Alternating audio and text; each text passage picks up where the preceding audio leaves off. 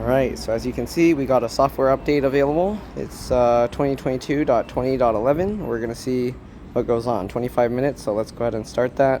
It says it'll take 25 minutes. During that, you can't drive and the touchscreen won't be usable, and your car alarm might be disabled for a short period. So yes, let it go, and hopefully it will be done by the time I get back home.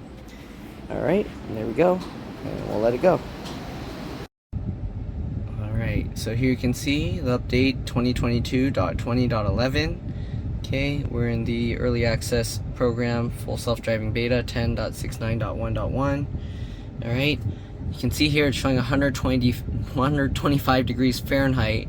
We're in this really bad heat wave. It's not actually 125, unless this is more accurate than the weather thing, but the weather app is showing 109 degrees. And yeah, I had to turn the temperature to 76 on auto, otherwise the fan would be blasting full blast the entire time. I enabled dog mode to try and cool the car down when I was parked in front of my house. There's no shade there, and after several minutes it was saying, like, I think it was saying the cabin temperature is too high, go back and get your dog kind of thing. It was giving me a warning saying it's too hot. Anyways, here you can see full self-driving beta suspension. So basically, if you got suspended from full self-driving beta, or if you had like the counter for doing things that got you that they were going to suspend your full self-driving beta, they reset that, so now it's all reset back to 0. And here it says, whoa, here it says, for maximum safety and accountability, of use of full self-driving beta will be suspended if improper usage is detected. And yeah, basically same thing as before. So if you're not using it the way it's intended, like not paying attention, using your phone or whatever, then it can still yeah, it can still kick you off. All right, so there you go. All right, here we go.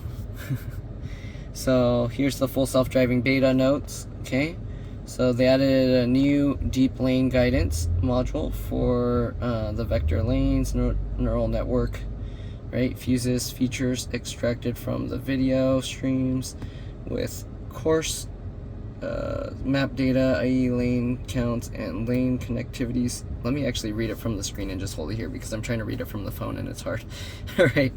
Alright, this architecture achieves a 44% lower error rate on lane topology compared to the previous model, enabling smoother control before lanes and their connectivities becomes visually apparent. This provides a way to make every autopilot drive as good as someone driving their own commute, yet in a sufficiently general way that adapts for road changes. Right? Improved overall driving smoothness without sacrificing latency. Through better modeling of system and actuation latency and trajectory planning. Trajectory planner now independently accounts for latency from steering commands to actual steering actuations, as well as acceleration and brake commands to actuation. This results in a trajectory that is more accurate model of how the vehicle would drive. This allows better downstream controller tracking and smoothness, while also allowing a more accurate response during harsh maneuvers. Okay. Improved unprotected left turns, so more appropriate speed profile when approaching and exiting median crossover regions in the unprotected left turns. This was done by allowing optimizable initial jerk to mimic the harsh pedal press by a human when required to go in front of high-speed objects. Wait, what? Oh, okay, so it allows you to speed up a little, is that what it's saying? Anyways, also improved lateral profile approaching such safety region to allow for better pose that aligns well for exiting the region. Finally, improved interaction with objects that are entering or waiting inside the median crossover region with better modeling of their future intent. Sorry, I know I'm not really looking at the phone screen, so I'm accidentally like going out of view. Added control for arbitrary low speed moving volumes from occupancy network. This also enables finer control for more precise object shapes that cannot be easily represented by a cuboid primitive. This required predicting velocity at every 3D voxel. We may now control for slow moving UFOs. Okay. Upgraded occupancy network to use video instead of images from single time step. This temporal context allows the network to be robust to temporary occlusions and enables prediction of occupancy flow. Also improved ground truth with semantics-driven outlier rejection, hard example mining, and increasing the data set by size by 2.4 times. Right, I am going to do a full self-driving test after this. It's not going to be on this video, of course. I'm going to put on a separate video, but look out for that. All right, upgraded to a new two-stage architecture to produce object kinematics, velocity, acceleration, yaw rate, where network compute is allocated objects. What's this? O objects instead of O space. This improved velocity estimates for faraway crossing vehicles by 20% while using 1/10 of the compute. Okay, there's so much stuff in here. Increased smoothness for projected right turns by improving the association of traffic lights with slip lanes versus yield signs with slip lanes. This reduces false slowdowns when there are no relevant objects present and also improves yielding positions when they are present. Reduce false slowdowns near crosswalks. This was done with improved understanding of pedestrian and bicyclist intent based on their motion, improved geometry error of ego relevant lanes by 34% and crossing lanes by 21% with a full vector lanes neural network update. Information bottlenecks in the network architecture were eliminated by increasing the size of the per camera feature, extractors, video modules, internals, or of the autoregressive decoder, and by adding a hard attention mechanism which greatly improved the fine position of lanes. Alright, made speed, there's so much stuff here. Made speed profile more comfortable when creeping for visibility to allow for smoother stops when protecting for potentially occluded objects. Improved recall of animals by 34% by doubling the size of the auto-labeled training set.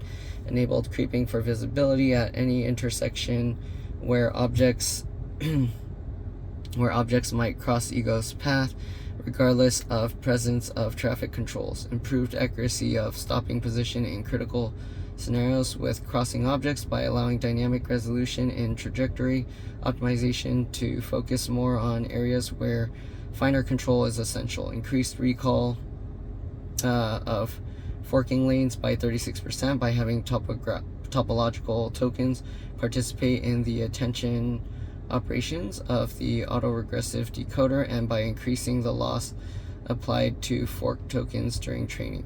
Improved velocity error for pedestrians and bicyclists by 17%, especially when ego is making a turn. I don't know what it means by ego. Is that the vehicle? By improving the onboard trajectory estimation used as input to the neural network. Improved recall object. Wow, okay, I think that's the end of that one. Improved recall object. Future path. Wait, did I miss the other one? Okay, improved recall of object detection, eliminating 26% of missing detections for faraway crossing vehicles by turning the loss function used during training and improving label quality. Improved object future path prediction in scenarios with high yaw rate by incorporating yaw rate and lateral motion into the likelihood estimation. This helps with objects turning into or away from ego's lane, especially in intersections or cut-in scenarios. Improved speed when entering highway by better handling of upcoming map speed changes, which increases the confidence of merging onto the highway.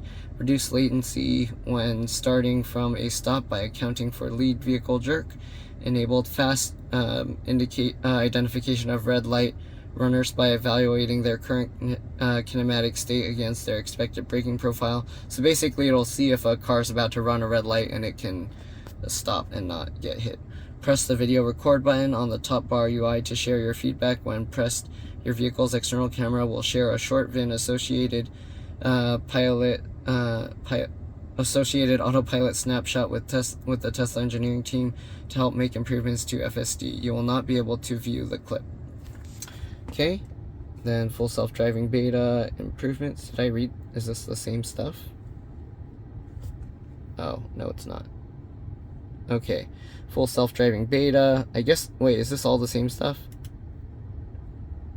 Okay, I think this is all the same stuff. So the only new stuff is that other thing.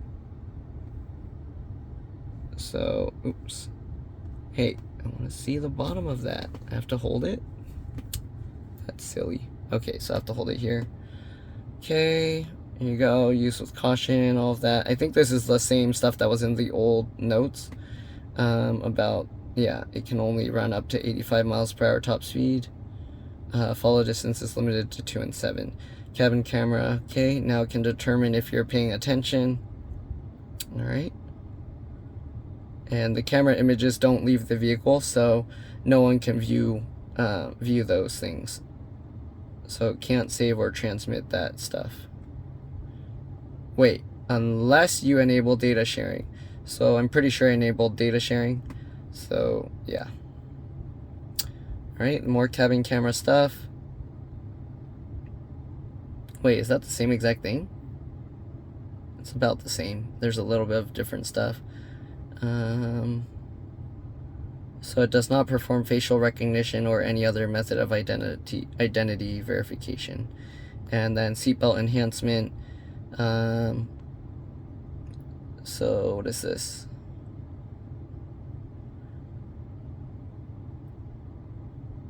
Huh. So it can pre-tension the seatbelts when it detects if there's a frontal crash. So now the seatbelts will tighten and protect properly restrained occupants earlier in a wider array of frontal crashes. Interesting.